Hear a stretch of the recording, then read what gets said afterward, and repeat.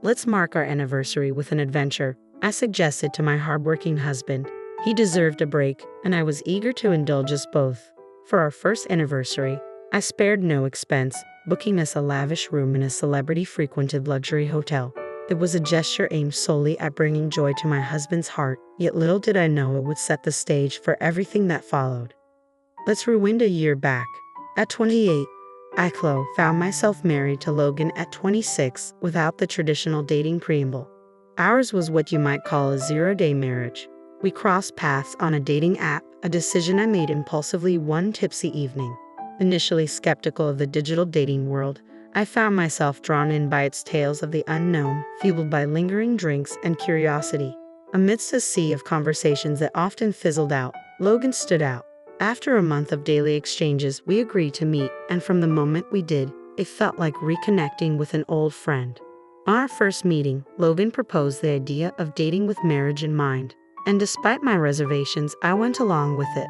It was swift, perhaps too swift, but there was an undeniable pull between us. Before long, we were arranging family meetings, caught up in the whirlwind of our budding relationship. Looking back, I see now the signs I missed, the subtle cues that hinted at what was to come. As we gathered for the family meeting at Logan's home, his excitement was palpable. "Mom, I've brought home my future wife," he announced proudly. Though I felt a twinge of self-consciousness, his mother Grace and sister Lily matched his enthusiasm, setting the stage for the next chapter of our story. As we exchanged pleasantries, Grace warmly greeted me, dispelling any formality. "Let's drop the formalities," she said with a smile. "We're becoming family after all." Her words filled me with warmth, reassured by the prospect of joining such a welcoming family.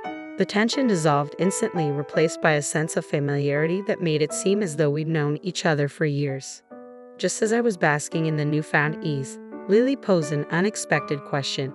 "So, how much do you make a year?" she inquired, her curiosity bordering on intrusive. Logan swiftly intervened, offering an explanation. "I've just started a new job, so it's entry level for me. Cho's been a nurse for 8 years, so she earns about twice as much," he explained, a hint of pride in his voice. Grace's response caught me off guard. "Wow, you're rich. What a fortunate marriage," she exclaimed, patting Logan's shoulder approvingly. Although his modesty belied the situation, I couldn't shake the unease that crept in.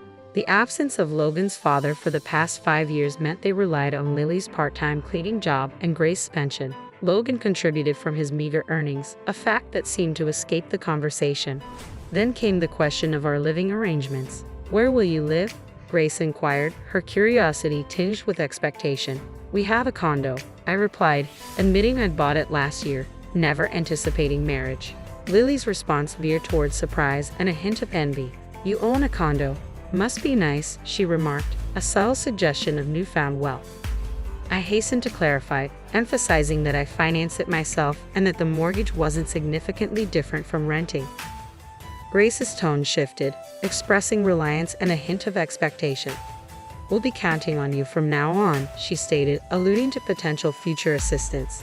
The notion of sharing as a family left me unsettled, but I chose to defer the discomfort for another time. With gratitude and a promise to seek guidance, I excused myself, eager to leave the spotlight. Our aversion to being the center of attention led us to forego a grand wedding ceremony, opting instead for a simple paperwork filing, a decision influenced by my demanding job. I rarely wore rings, so opting for a modest one seemed sufficient. There was no grand proposal with an engagement ring, but I accepted that this was the reality of our situation. After tying the knot, we both remained diligent in our work. Taking charge of our finances, I started stashing away funds, gradually building the safety net for our future. However, after 6 months of marriage, I stumbled upon a concerning discovery. $2,000 had vanished from our account. The only plausible culprit was Logan. Confronting him that evening, I questioned the disappearance. "Did you know $2,000 was withdrawn from our bank account?" I demanded, urging him to contact the bank. Initially taken aback, Logan swiftly adopted a defensive stance, brushing off the issue as a mere loan to his mother. Infuriated by his nonchalant attitude, I pressed him further, emphasizing the importance of communication in financial matters. His dismissive response only fueled my frustration, with a sinking suspicion fueled by a previous encounter where his mother boasted of a casino win. I realized the money likely fueled her gambling habits. Up until then, our savings were pooled, but following this incident, I resolved to squirrel away extra funds separately.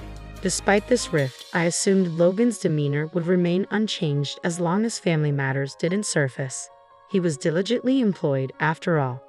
However, our first wedding anniversary prompted a desire to deviate from our usual frugality and indulge in a bit of extravagance. Excitement bubbled within me as I arrived home, eager to unveil a surprise trip to Logan. However, my anticipation was dampened by the presence of Lily, who had been making frequent appearances lately, a routine that was starting to wear on me. Returning home after a taxing day of work to find her there was becoming a source of stress. In hindsight, the timing couldn't have been worse for sharing the news of our planned getaway. Yet I couldn't contain my enthusiasm about the luxury hotel reservation I had painstakingly secured. Logan's eyes sparkled with delight at the mention of the trip, but it was Lily who reacted most fervently. "Is it that hotel from the TV ads?" she exclaimed incredulously. Her tone carried a hint of envy, which I met with a confident explanation.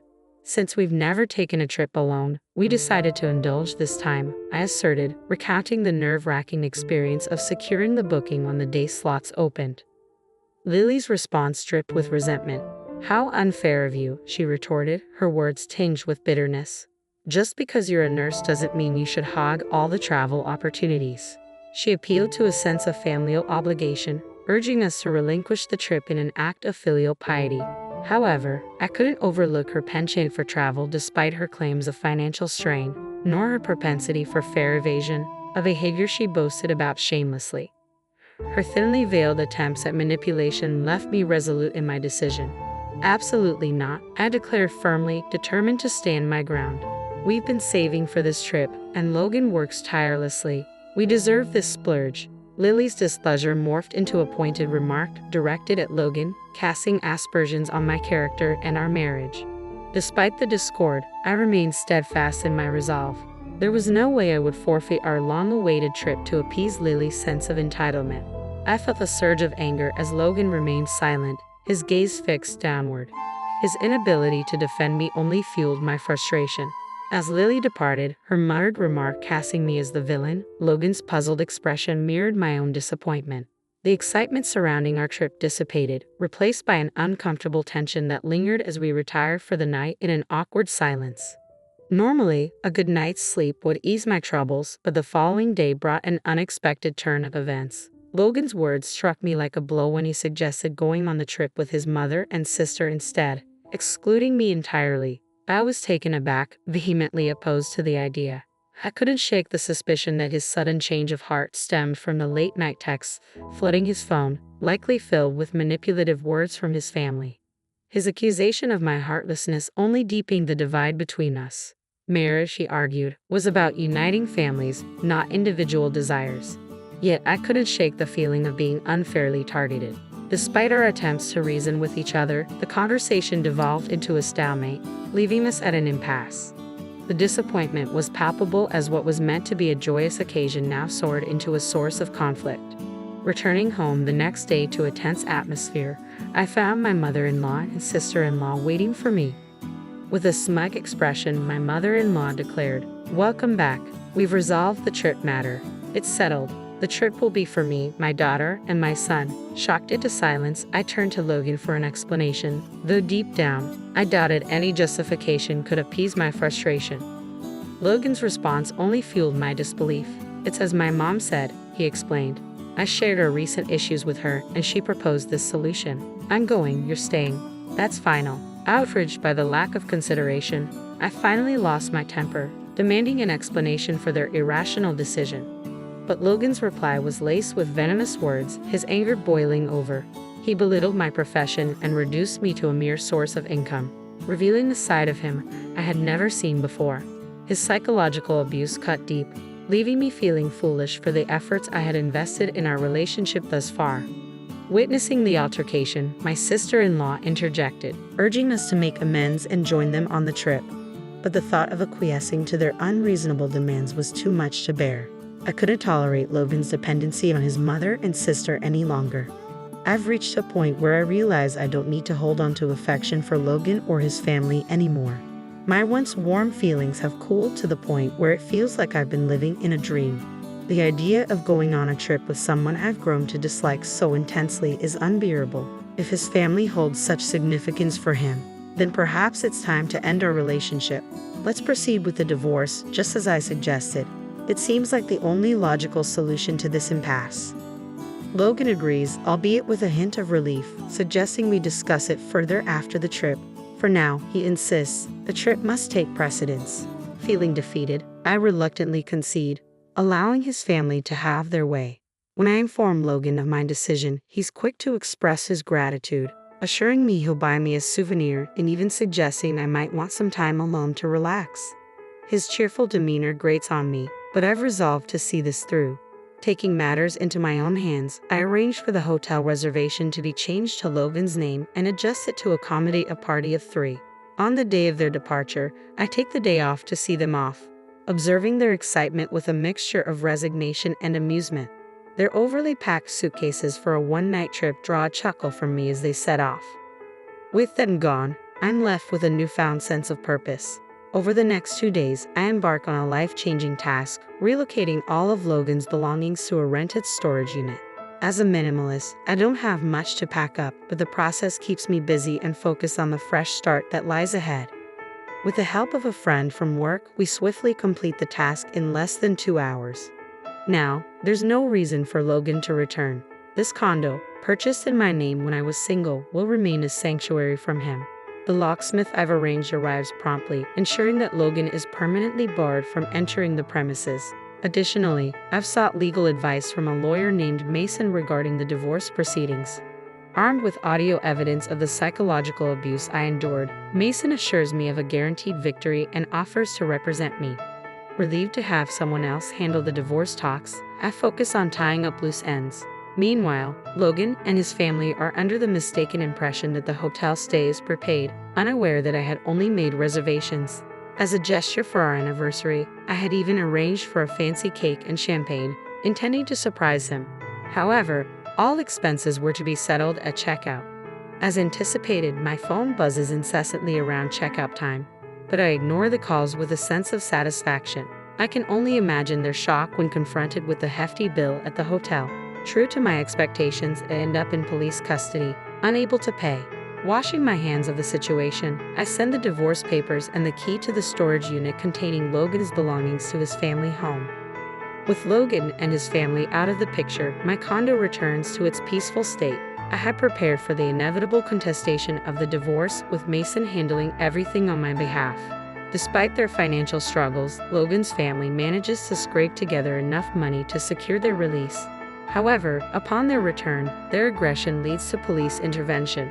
Given the ongoing divorce mediation due to Logan's psychological abuse, he is slapped with a restraining order.